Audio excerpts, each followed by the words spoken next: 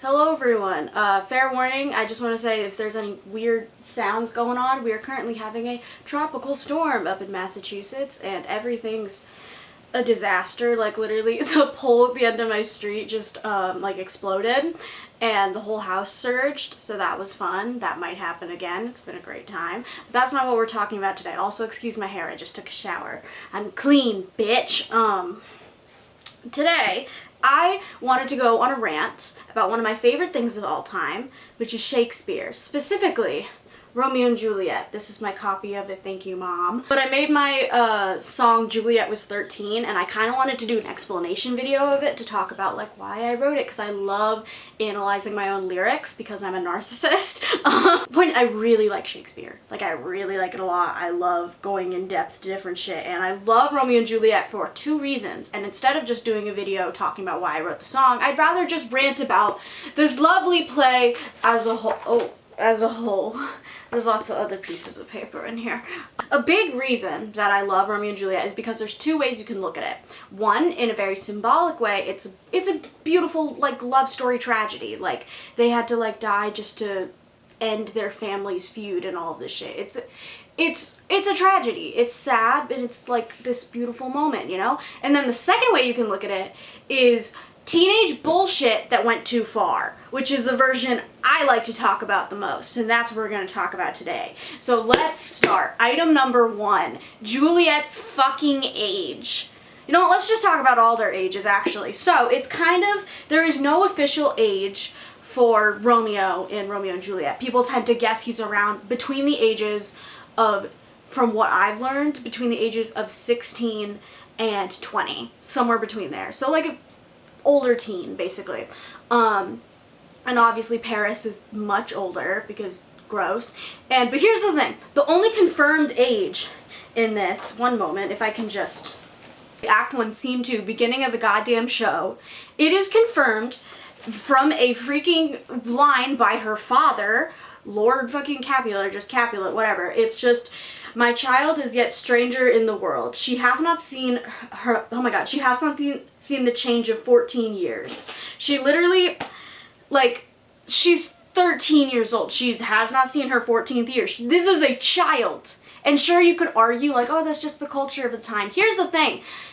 It doesn't matter the culture of the time, it's still fucking gross. Like, that's still a kid. And there's also a line later on, I don't remember where it is, but there's a line of Juliet and her mother talking, and her mother saying like, well, you need to like grow up and deal with it because I was a year younger than you. I was already married and having kids. Her mother was 12. That's so gross. That's disgusting, and I hate it. And that's something I think about a lot because she's a kid. Like, I feel like people will push that aside because it's the like, oh, it's just the times. It's like, no, that's still a child.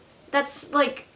And that fills me with so much fucking rage. And that's the first thing here. Sure, Romeo is a closer age difference than Paris, she's being forced to marry, but here's the deal. It's still a gross age difference. She's still a child, and that does not change. That's not a disputable, like, that's an undisputable fact. It is said in the book that she has not reached her 14th year. She's 13 years old. Like, just Google stock image, 13-year-old. That's a child. That is a baby. That's gross. First, we've covered the ages, obviously. It's something that makes me really, really, really angry because Juliet's really fucking young and doesn't deserve this. This is really how I see the story. I see it more, it is definitely a tragedy, but it's a tragedy because Juliet got fucked over. A child got manipulated by her family and a stranger and just ended up dying, and it sucks, and it's just... But at the same time, you could also see it as she really didn't have any other way out, but that's also awful! Like, I'm heated. Let's move on to item number 2. Does Romeo actually love her? No! Literally the beginning of the frickin', like, as we know, if you vaguely know the story of Romeo and Juliet, in the beginning, Romeo was upset because he got fucking rejected and shit by his, like, unrequited love, Rosaline.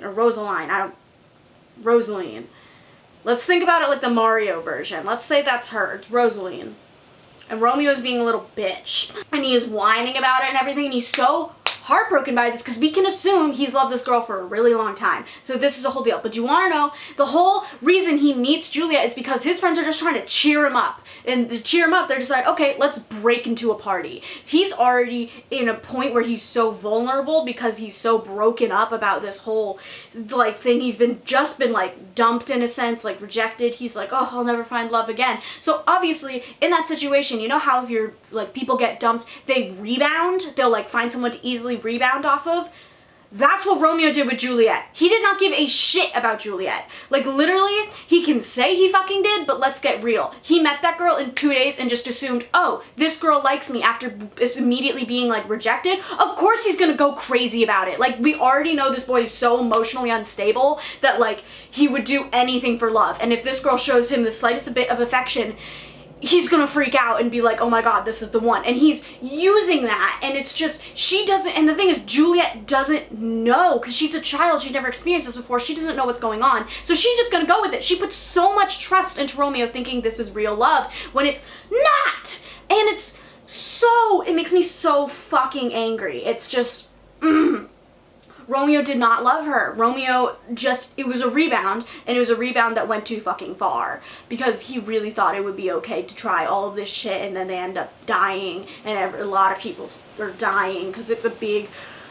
mess. It's a big mess. Ugh, it's not okay. It's not okay. It's really not okay. And you can fight me in the comments. I don't care. I will strongly stand my ground in the fact that I don't like Romeo and Juliet got fucked over. But here's another issue is, did Juliet have any way out of this situation? Another this is fucked type of thing, because we know that her mother didn't have her mother didn't have any way out of that situation because her mom was saying that she already had kids by the time she was 12. So did Julia have any way out of this situation, and maybe was this the better option for her to kill herself over a boy that was maybe like 10 years closer to her age but still enough off that it's creepy? Yeah, it's one of those things, like, as much as I hate Romeo, this was probably still the best option for her. And that's so sad. And she really had no other way out, and it's so fucked. I had one other point I wanted to make, and now I'm totally blanking on it. I got so mad that I forgot the point I was gonna make. Anyway, this subject gets me very angry. I need to go take a breather. Hope y'all enjoyed this video. If you like it, give it a like. If you want to see more of my videos, click that subscribe box down below. All of my socials are also linked down here, but they are also right here. I am at Mia Younghands on Instagram and Twitter, and I am at Idiot Turtle on TikTok. I am still angry. I always will be. Romeo and Juliet makes me angry. I love it. Here's the thing. I don't want to say I fucking hate it, because this is one of my favorite things in the entire world. It is a beautiful story, but it's also just sad because it's a child. Like, okay, I gotta stop. Okay. Hope you guys like the video. See you next week. Bye.